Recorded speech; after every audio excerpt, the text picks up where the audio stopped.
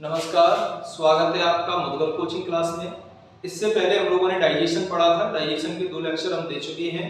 चलिए आज हम लोग डाइजेशन को खत्म करते हैं। तो सबसे पहले हम लोगों ने देखा सर डाइजेशन यानी पाचन, जिस चीज को हम लोग पढ़ने जा रहे हैं वो है क्या, व्हाट इज पाचन। तो हम लोगों ने देखा कि पाचन वो प्रक्रिया है जिसमें भोजन की हमेशा बड़े बड़े अणुओं को छोटे छोटे अणुओं में हम लोग एंजाइम के माध्यम से तोड़ेंगे। मन में सवाल ये था सर भोजन के बड़े बड़े अणु क्या है, तो उसके लिए यहाँ पर हम लोगों ने कुछ वर्ड लिखे हैं जो आपको पिछले वीडियो में बता चुके हैं। भोजन के बड़े अणु से मतलब होगा बेटा कार्बोहाइड्रेट, प्रोटीन एंड फैट यानी वसा। और हम लोग क्या करेंगे बेटा, कार्बोहाइड्रेट को ग्लूकोज में बदलेंगे, ग्लूकोज देन ग्लाइकोजन में चेंज कर देंगे। ऐसे ही बेटा हम लोग प्रोटीन को पेप्टोन में बदलेंगे और पेप्टोन को हम लोग बदल देंगे अमीनो एसिड में। और हम लोग क्या करेंगे बेटा, वसा को वसी अम्ल में एंड वसी अम्ल को किसमें बदल देंगे, ग्लिसरॉल में। तो कहने का अर्थ ये है भोजन के बड़े बड़े अणुओं से हम कार्बोहाइड्रेट, प्रोटीन एंड फैट को अंततः क्या बनाने वाले हैं, ग्लूकोज से ग्लाइकोजन, पेप्टोन से अमीनो अम्ल और वसी अम्ल यानी फैटी एसिड से ग्लिसरॉल बनाने वाले। जिस दिन इन 3 चीजों को ये बना दें आप समझ लोगे डाइजेशन कंप्लीट है। और जिस दिन ये प्रक्रिया आपस में चल रही होगी तो हम समझ जाएंगे डाइजेशन की प्रक्रिया जस्ट शुरू हुई है। तो सबसे पहले अपने माइंड में फिक्स करो कि हमें करना क्या है, कार्बोहाइड्रेट को बनाना क्या है ग्लाइकोजन, प्रोटीन को बनाना क्या है अमीनो एसिड एंड वसा को बनाना क्या है, तो याद रखेंगे बेटा ग्लिसरॉल में चेंज करना। तो सबसे पहले यहाँ मैंने डाइजेशन का कुछ इमेज बनाई है, चित्र बना रखा है। थोड़ा सा हम चित्र के माध्यम से देखेंगे तो चीजें आसानी से समझ में आएंगी। तो चलिए देखते हैं। तो सबसे पहले बेटा ये वाला भाग हमने जो बना रखा है इसे हम लोग माउथ बोलते हैं। माउथ यानी ये हम लोगों ने मुख बना रखा है। और हम लोग अच्छे से जानते हैं कि सर हम जो माउथ के बारे में पढ़ते हैं, जो मुख के बारे में पढ़ते हैं, तो यहाँ पर हमें मुख के बारे में 3 चीजों के बारे में पढ़ना था। यानी मुख में हम कितनी चीज पढ़ेंगे बेटा, 3। तो सबसे पहले बेटा हम लोगों ने होस्ट यानी लिप्स के बारे में पढ़ा। फिर बेटा हम लोगों ने दांत यानी टीथ के बारे में पढ़ा। और उसके बाद बेटा हम लोग किसके बारे में पढ़ने वाले हैं, तो याद रखेंगे हम लोग जीभ के बारे में पढ़ने वाले हैं, टंग के बारे में।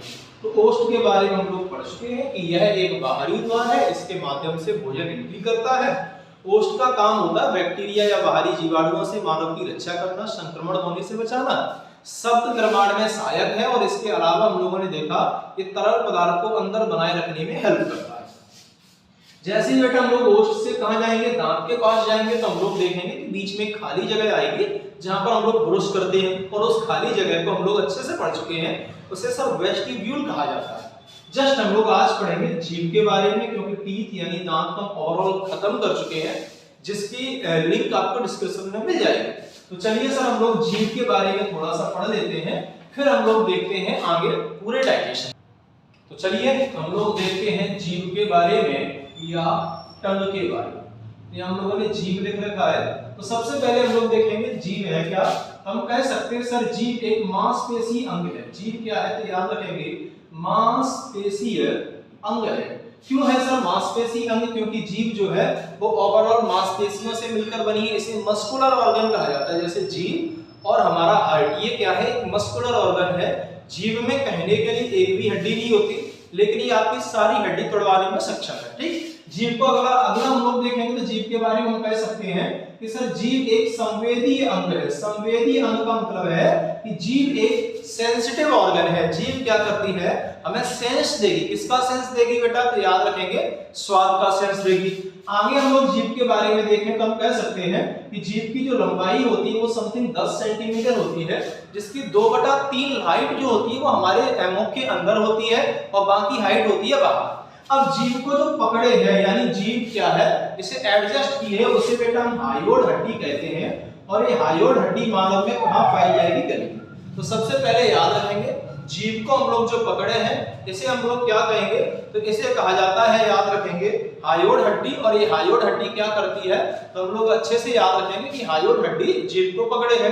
अब हम लोग देखते हैं सर जीभ के बारे में अन्य बातें। तो सबसे पहले जीभ क्या है, मांसपेशी अंग है, सेंसिटिव ऑर्गन है। जीभ की हाइट 10 सेंटीमीटर होती है। जीभ को हायोड हड्डी क्या है, पकड़े हुए है। और थोड़ा समझना चाहो, जहां से हमारी जीभ फोल्ड होती है, जहां से हम अपनी जीभ को मोड़ते हैं, इस जीभ की जगह को हम लोग क्या कहते हैं, तो याद रखेंगे इसे फ्रेनुलम कहा जाता है। फ्रेनुलम।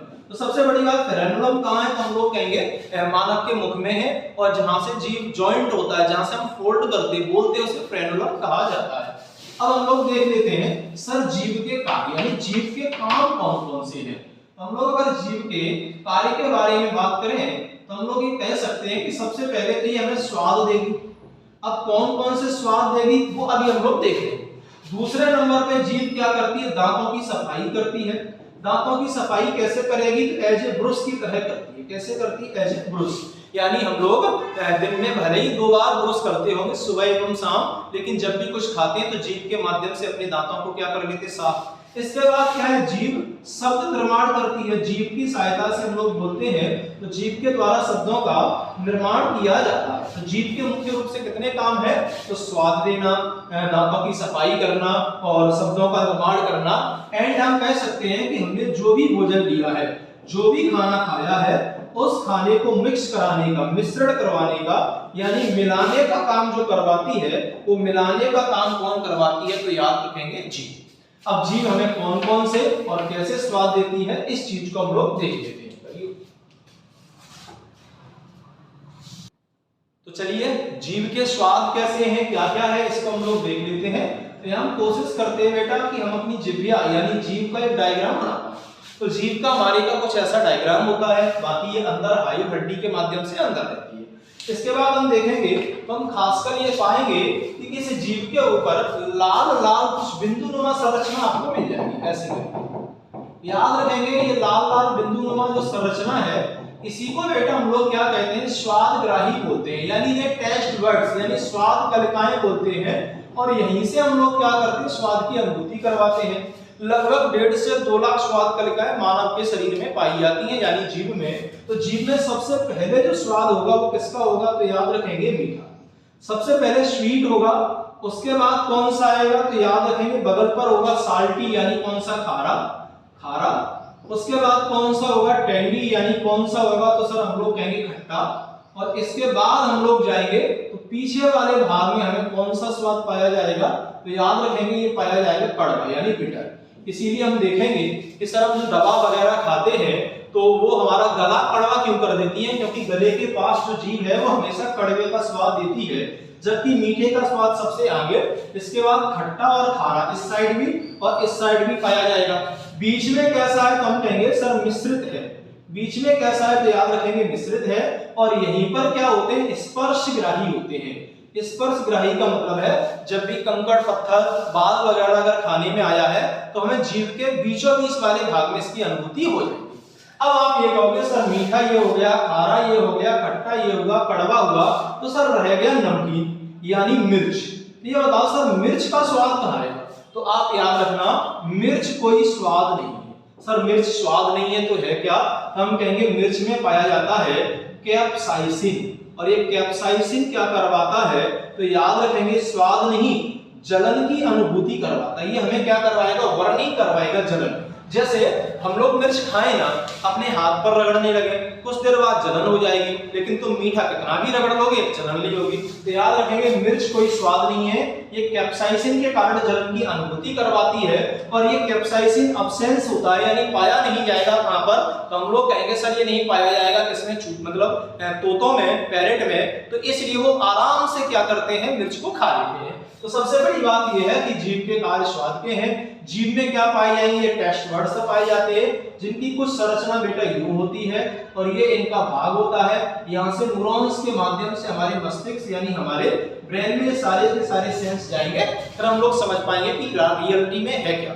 तो चलिए हम लोगों ने देख लिया जीभ क्या है। अब हम लोग देखते हैं डाइजेशन की आगे की प्रक्रिया। तो यहाँ तक हम लोगों ने क्या किया है, सबसे पहले भोजन लिया, दांतों के घुटों के माध्यम से एंट्री करवाई, दांतों के माध्यम से उनके छोटे छोटे टुकड़े करवाए, उन्हें तोड़ा, जीभ के माध्यम से उन्हें इधर उधर मिला लिया। अब क्या होने वाला है, तो अब हम लोग देखते हैं आगे। तो चलिए हम लोगों ने जीभ देख लिया, अब हम कुछ डायग्राम की चीजें देख लेते हैं कि रियल में डायग्राम में है क्या। तो यहाँ पर बेटा हम देखेंगे, इसे हम लोग बोलेंगे बक्कल कैविटी। ये क्या है, तो याद रखेंगे सर ये बक्कल कैविटी है। और बक्कल कैविटी क्या है, तो इसे हम लोग याद रखेंगे मुख गुहिका कहा जाता है, मुख गुहिका।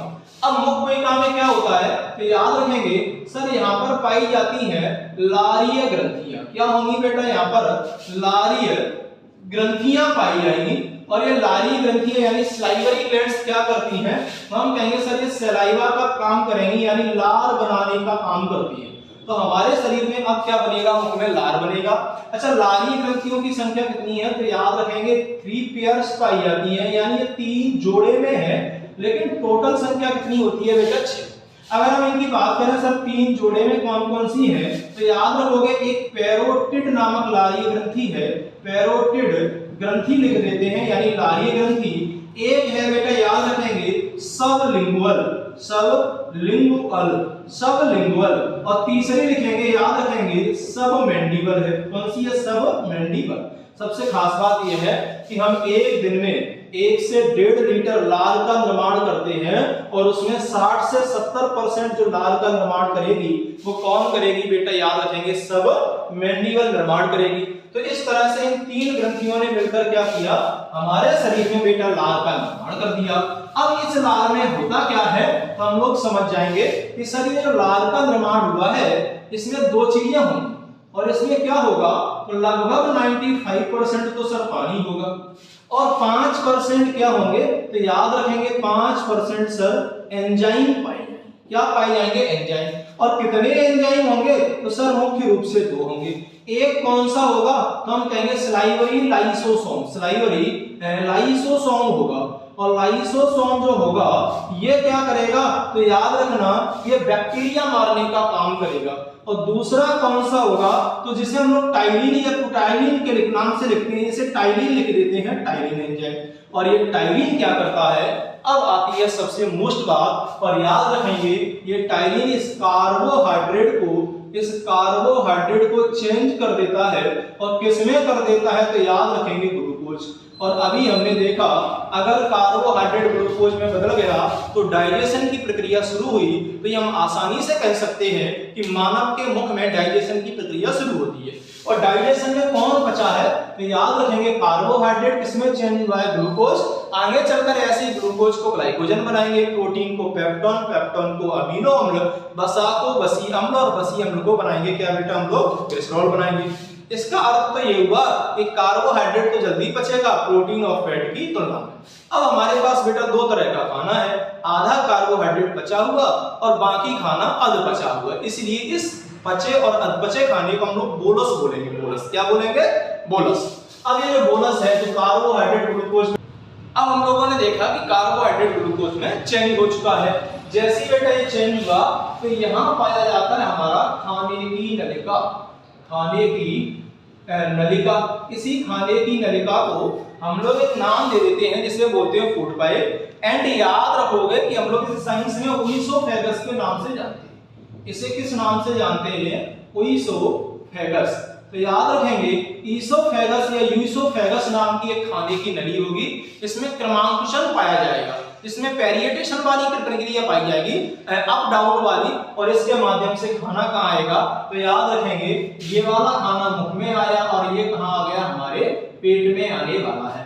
एक याद रखेंगे इसकी लंबाई कितनी है, तो याद रखेंगे 25 सेंटीमीटर लंबाई है, समथिंग 2 फुट बोल सकते हैं, समथिंग कितनी हाइट रहती है इसकी, तो याद रखेंगे 25 सेंटीमीटर। अब खाना कहाँ आया बेटा, हम कहेंगे सर पेट में आया, और इस पेट को हम लोग क्या बोलते हैं, स्टमच बोलते हैं, यानी स्टमक के नाम से जानते हैं। तो ये खाना आ गया पेट में, जिसे हम लोग क्या कह सकते हैं, उदर गुहा के नाम से भी जानते हैं। अब बेटा इस उदर गुहा में क्या होगा, तो बड़ा ध्यान से सुनिए सर, इस उदर गुहा में क्या होगा, तो इसमें सर पाई जाएंगी गैस्ट्रिक ग्लैंड्स, यानी इसमें पाई जाएंगी गैस्ट्रिक ग्रंथियां पाई जाएंगी। क्या पाई जाएंगी, हम लोग याद रखेंगे गैस्ट्रिक ग्रंथियां पाई जाएंगी। और ये जो गैस्ट्रिक ग्लैंड्स होंगी, ये गैस्ट्रिक ग्लैंड्स करती क्या है, तो याद रखेंगे गैस्ट्रिक और ग्लैंड्स के माध्यम से क्या किया जाएगा, 3 एंजाइम का निर्माण किया जाएगा। एक तो सर HCl का निर्माण होगा, दूसरा किसका होगा, तो हम कहेंगे सर रेनिन का होगा, और तीसरा किसका होगा, तो याद रखेंगे पेप्सिन का होगा। तो रियल में होता क्या है, ध्यान से सुनो। हमने जो खाना खाया वो हमने मुख में लिया, जीभ दांतों की सहायता से हमने चबाया, जब हमने चबाया तो लार का निर्माण हुआ, उस लार में एक टाइलिन एंजाइम था जिसने कार्बोहाइड्रेट को ग्लूकोज में बदल दिया। तो आप लोग ये देख सकते हो कि कार्बोहाइड्रेट का पाचन मानव के मुख में शुरू होता है, तो टाइलिन एंजाइम के माध्यम से किया जाता है। आगे हम लोगों ने देखा कि अब खाना आया पेट में, कुछ टाइम तक ठहर जाएगा, उसके बाद गैस्ट्रिक ग्लैंड्स क्या होंगी, सक्रिय होंगी, जो HCl, रेनिन एंड पेप्सिन का क्या करेंगे बेटा, निर्माण करेंगी। अब जो HCl बना है, ये HCl इसे हम लोग बोलते हैं हाइड्रोक्लोरिक अम्ल, और ये स्ट्रॉन्ग अम्ल है यानी स्ट्रॉन्ग एसिड है। ये 3 काम मुख्य रूप से कर रहा है। सबसे पहले हमने जो भी बैक्टीरिया खाए और जो हम लोगों ने लाइसोसोम से नहीं खत्म कर पाए, उनको क्या कर देगा बेटा, तो याद रखेंगे ये सबसे पहले तो बैक्टीरिया मारेगा और इन बैक्टीरिया को क्या कर देगा, याद रखेंगे, खत्म कर देगा। दूसरा काम क्या करेगा, तो दूसरा काम हमारे पेट में भूख लगने पर जलन की अनुभूति करवाएगा। और सर तीसरा काम इसका क्या है, तो याद रखेंगे ये तीसरा काम क्या करता है, तो हमारे शरीर में अम्लता करवाता है यानी एसिडिटी करवा देता है। हम लोग अच्छे से जानते हैं अगर कभी एसिड यानी अम्ल प्लस बेस यानी क्षार इन दोनों को मिलाया जाए तो हमें मिलेगा क्या, तो हमें नमक प्लस पानी मिलता है। क्या मिलता है, नमक प्लस पानी। तो रियल में होता क्या है, हमारा पेट तो काफी सॉफ्ट है, फिर आपने सर अभी कहा है कि जो HCl है काफी स्ट्रॉन्ग है, पेट जलता क्यों नहीं है, तो हमारे पेट में एक म्यूकस नामक लेयर पाई जाती है जो कैसी होती है, बेसिक नेचर की होती है यानी क्षार, और ये HCl क्या है, अम्ल। दोनों मिलेंगे तो नमक और पानी का निर्माण हो जाएगा। इस तरह से हमारी एसिडिटी भी कम हो जाएगी। हम लोग देखेंगे कीलो वगैरह जब भी देखेंगे तो इनमें सब बेसिक नेचर की चीजें पाई जाएंगी। तो HCl ने 2-3 काम तो सर ये करवा दिए। तीसरा महत्वपूर्ण काम क्या करवाता है, अब उसे ढंग से देखना। तो अभी हमने कहा कि हमारे पेट में 2 मुख्य एंजाइम बनेंगे। एक एंजाइम का यहाँ पर बेटा हमने नाम दिया है रेनिन और दूसरे का नाम दिया है बेटा पेप्सिन। तो ये रेनिन और पेप्सिन रियल में सक्रिय नहीं होते। ये रेनिन जो होता है बेटा ये प्रोरेनिन के रूप में होता है, और ये जो पेप्सिन होता है ये होता है बेटा पेप्सिनोजन के रूप में, पेप्सिनोजन। तो ये HCl क्या करवाता है, प्रोरेनिन को सक्रिय करके रेनिन में बदल देता है। और याद रखेंगे रेनिन क्या करता है, तो वेरी मोस्ट इंपोर्टेंट, दूध से निकालता है केसीन प्रोटीन। और इस तरह हम कह सकते हैं कि दूध के पाचन की प्रक्रिया भी लगभग कहां होती है, तो मानव के पेट में ही पूरी होती है। अब बचा कौन, तो सर पेप्सिन। ये पेप्सिन क्या करवाता है, तो अभी हमने देखा था सर हमारे शरीर में होगा ये प्रोटीन, और ये प्रोटीन को क्या करेगा, पेप्टोन में बदल देगा। किसमें बदल देगा, पेप्टोन में। तो जिस तरह कार्बोहाइड्रेट मानव के मुख में बदला गया, ऐसे ही प्रोटीन पेप्टोन में बदल गया, और ये प्रोटीन जैसे ही पेप्टोन में बेटा बदला तो प्रोटीन के पाचन की प्रक्रिया हो गई। तो द्वारा से याद रखना क्या कहोगे कि जैसे ही भोजन खाने की नली के माध्यम से मानव के पेट में आता है तो इसमें HCl, रेनिन और पेप्सिन होती है। HCl क्या करवाएगा, अम्लता यानी एसिडिटी। दूसरा क्या करवाएगा, बैक्टीरिया मारेगा। तीसरा क्या करवाएगा, जलन की अनुभूति करवाएगा। एंड क्या करता है, तो रेनिन और पेप्सिन को सक्रिय कर देता है, जो पहले सुप्त अवस्था में थे, जो निष्क्रिय थे। और ये रेनिन क्या करेगा, दूध से केसीन प्रोटीन निकालेगा, और पेप्सिन क्या करेगा, तो याद रखना प्रोटीन को पेप्टोन में बदलेगा। इस तरह से भोजन के पाचन की प्रक्रिया क्या हो जाएगी, तो याद रखेंगे बेटा शुरू हो जाएगी। ये भोजन के पाचन की प्रक्रिया कहां हुई, तो हम लोगों ने देखा सर स्टमक यानी मानव के पेट में हुई, जिसे उदरकोहा बोल देते हैं। अब ध्यान से देखोगे सबसे महत्वपूर्ण बात डायग्राम में, तो बेटा डायग्राम में ये वाला भाग जो हमने बनाया है इसे हम लोग लीवर बोलते हैं, यानी हिंदी में बोलेंगे यकृत। ये वाला भाग जो है इसे बेटा हम लोग बोलते हैं गोल ब्लैडर, और याद रखेंगे इसे हम बोलते हैं पित्ताशय। और याद रखेंगे ये जो बनाया है इसे बोलते हैं बेटा अग्नाशय, और इसी को बेटा हम लोग बोलते हैं पैनक्रियाज। ये जो बना है इसे बोलते हैं लार्ज इंटेस्टाइन, और इसे क्या बोलेंगे, तो सर इसे बोलेंगे स्मॉल इंटेस्टाइन। और सर स्मॉल इंटेस्टाइन और लार्ज इंटेस्टाइन से जो जुड़ा हुआ भाग होगा इसे एनस बोलेंगे, इसे बोलते हैं बेटा गोला। पूरी बात ध्यान से सुनोगे समझ में आएगी।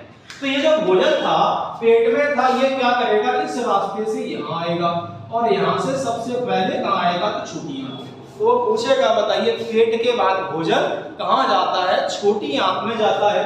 फिर छोटी आंत हम लोग पढ़ेंगे, इसके 3 टाइप पढ़ेंगे, ड्यूडेनम, जेजुनम, मीडियम, यानी इसे पढ़ेंगे ग्रहणी, मध्यांत और शीर्षांत। इसके बाद भोजन जाएगा बड़ी आंत में, बड़ी आंत के भी बेटा हम 3 पार्ट्स पढ़ेंगे, जिसमें हम लोग पढ़ेंगे इसके बारे में, सिक्कम के बारे में, कोलोन के बारे में, रेक्टम के बारे में। एंड में जो भोजन आएगा इससे हम लोग पोषक तत्व ले लेंगे और बाद में उस वेस्ट फूड को, खराब खाने को मल में बदलकर एनस के माध्यम से क्या करेंगे, एक्सक्रीट आउट कर देंगे। तो रियल में मानव के भोजन के पाचन की प्रक्रिया मुख से शुरू होती है और टोटली कंप्लीट कहां हो जाएगा, डाइजेशन सिस्टम जो होगा वो एनस में हो जाएगा। तो सबसे बड़ी बात तो ये है सर, अब हम लोग क्या पढ़ेंगे, तो हम लोग पढ़ेंगे स्मॉल इंटेस्टाइन के बारे में, यानी छोटी आंत के बारे में। तो चलिए अब हम लोग देखते हैं छोटी आंत को, लेकिन अपन इसे नेक्स्ट वीडियो में देखेंगे क्योंकि वीडियो बहुत ज्यादा लंबा हो जाएगा। Subscribe now and press the bell icon. Never miss an update.